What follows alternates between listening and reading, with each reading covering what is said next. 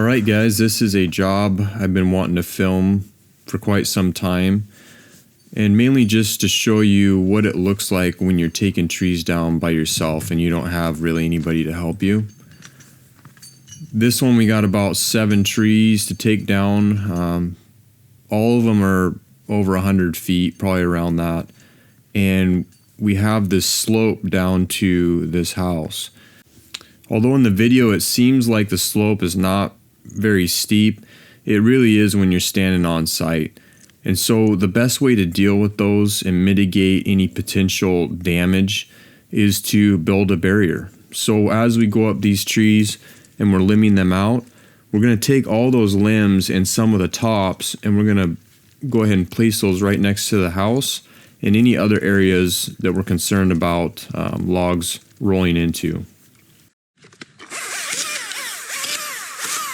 So here I'm starting to limb out the first tree. What you'll notice is I'm not going to cut every single branch all the way back to the stem. I'm actually going to leave little stubs on the branches as I go up, like here on the left side. That is going to prevent this log section from rolling when it hits the ground. It may bounce a little bit, but when it starts to roll, those stubs will actually catch that log section and keep it from rolling. That's just to stack the deck in your favor and make sure that these pieces stay when they hit the ground.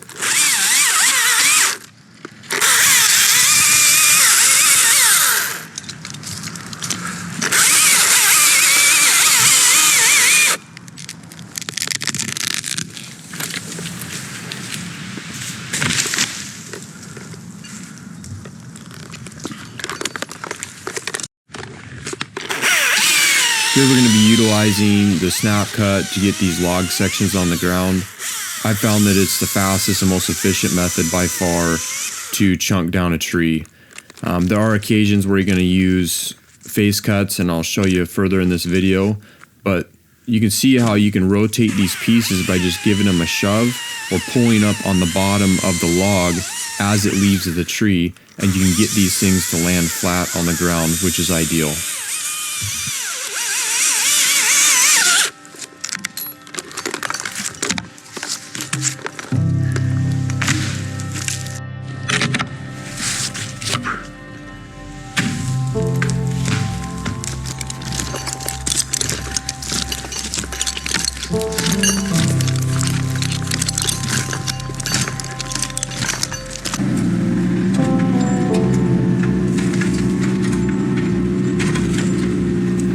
Instead of taking down more trees, this is where I'm utilizing the materials I have on the ground to build a barrier. I'm putting all these logs over there, the tops, all the branches I stripped out of that tree, and this will create a nice barrier that any log sections that hit the ground and try to roll will just roll right into the debris and stop.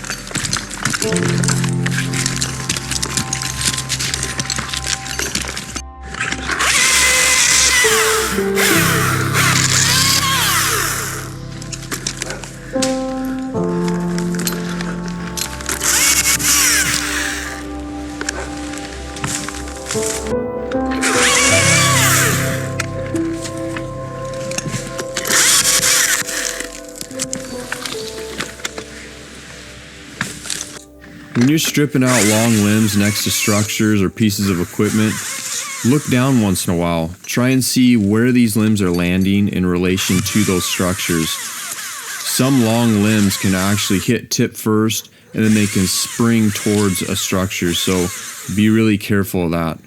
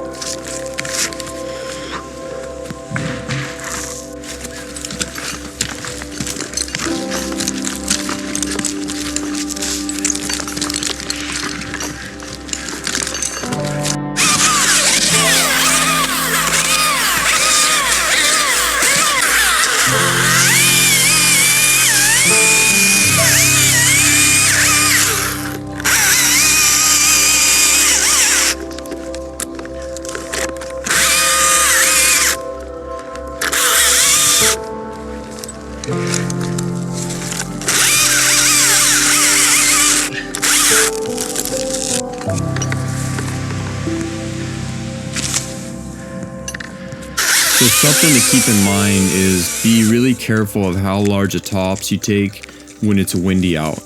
On this day, it was nice and calm, so I knew those tops when I dropped them from 100 feet up were going to go where I wanted them to. If it was windy at all and that wind was blowing towards the house, I would take much smaller tops, or I'd rig them down with ropes just to make sure that they didn't get blown onto the house.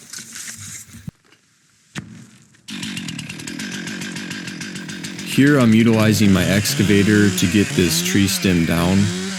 You can wedge these over, which I do later in this video, but really it's much more of a risky situation rather than having a machine behind it and putting some pressure on it. So what I do is I position my excavator behind the stem and I put a lot of pressure into the stem, so much so that it picks up the front of my tracks. What that does is it allows the machine to continue to put weight into the stem even when it starts to fall.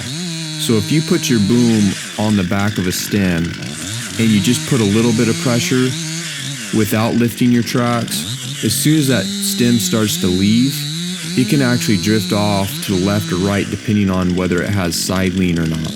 But if you put a lot of pressure into it, pick your tracks up by a foot or so, as the stem falls, the machine will move forward with the stem, and it's almost like having somebody there helping you.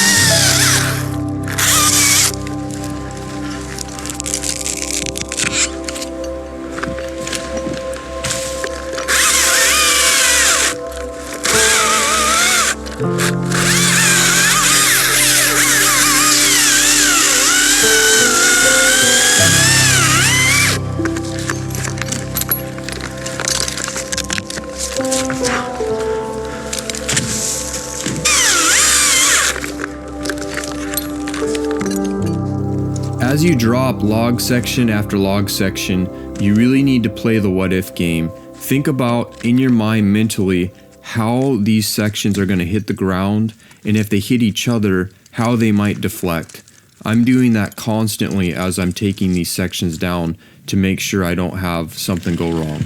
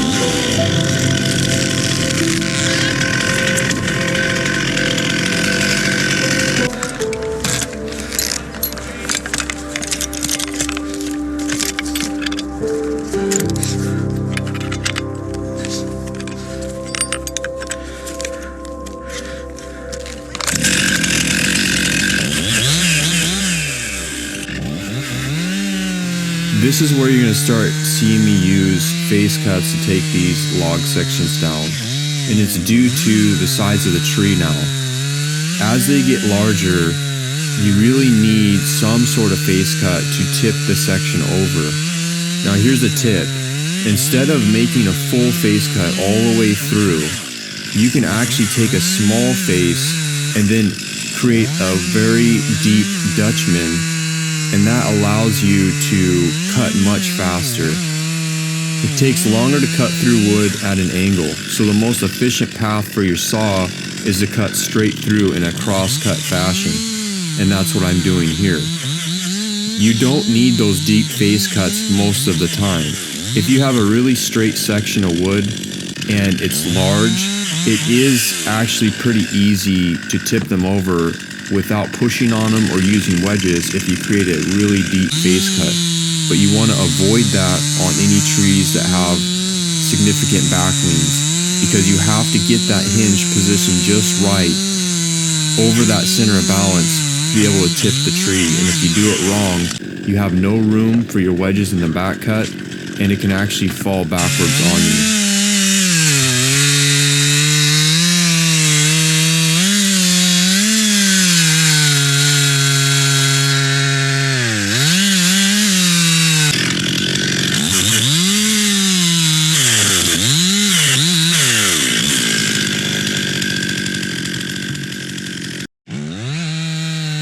If you look closely on this face that I take out, you'll see that huge dutchman I created in the back.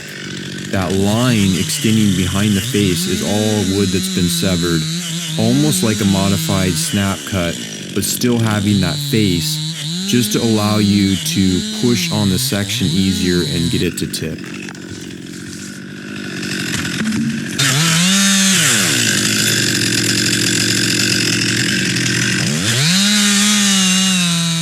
As you can see here, guys, I'm using just an MS-261 steel. This is a relatively small chainsaw. I wanted to make a point that you don't always have to go run to your truck and get a bigger saw to cut these trees down. A majority of the time, I'm using smaller CC class saws along with shorter bar lengths to get all my tree falling work done. I'm doing that because it allows me to move through the brush much faster. I don't get near the amount of muscle fatigue and cramps that I do when I'm using a 90cc saw or something big. So just get comfortable with making those face cuts and back cuts with those shorter bar lengths, and you'll be a much more efficient and quicker tree faller.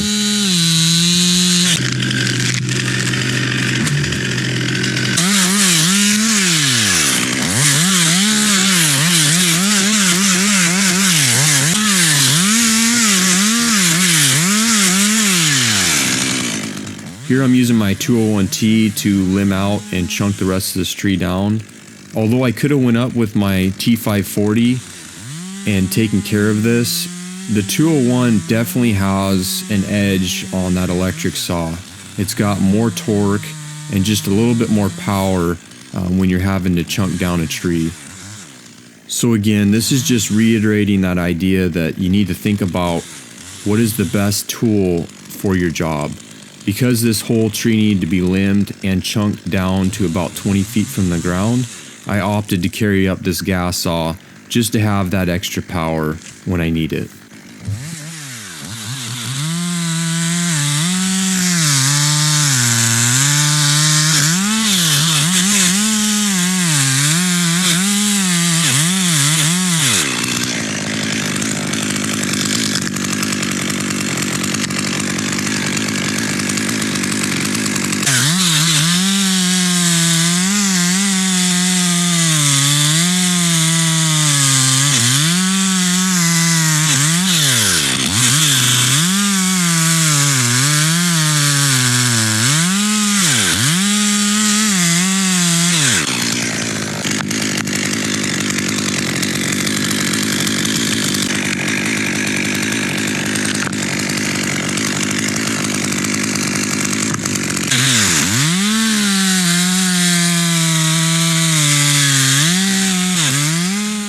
Here's a real good example of creating that small face and then a dutchman behind the face.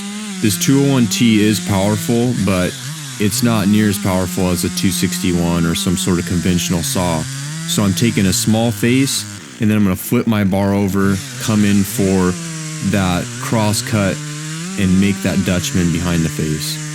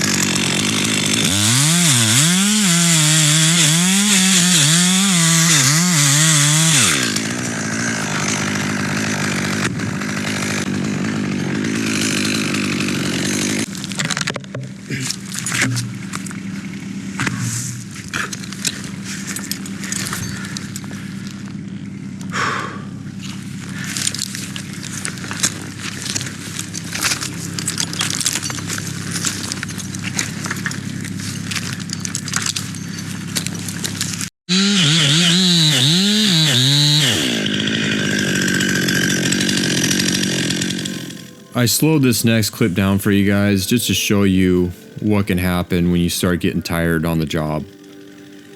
This is the second day of working out here and I was getting pretty exhausted by this point.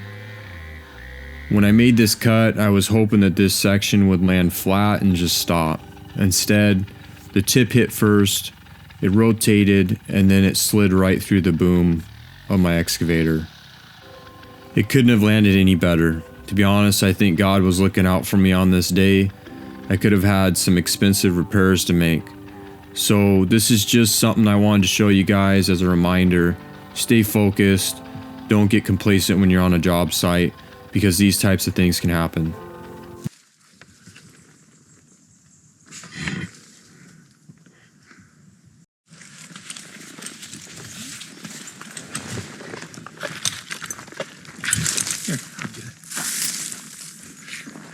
Thank you.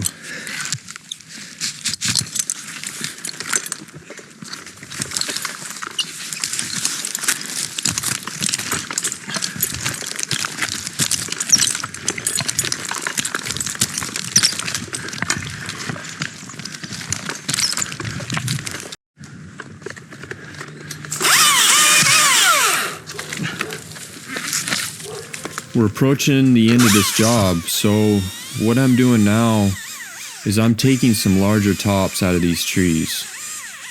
I decided from the ground that it would be the safest route to take as big a sections as I can, and I'm doing that because I have no one on the ground.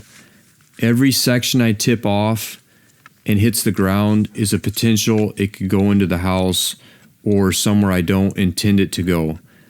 So if you can take a large top safely, it is the best way to go.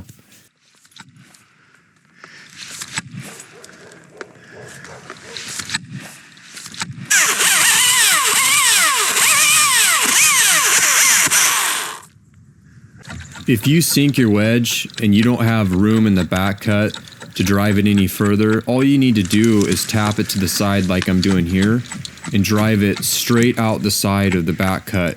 You can get the full lift on that wedge.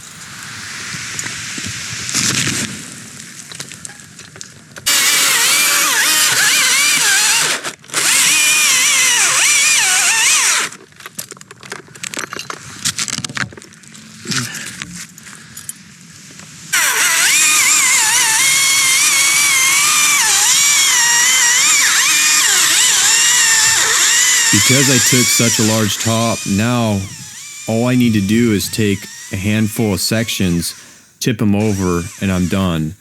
If I would have taken a smaller top, I would have had to tip a lot more sections over, which just increases the risk of pieces hitting each other and causing deflection and them going in a direction I don't want them to.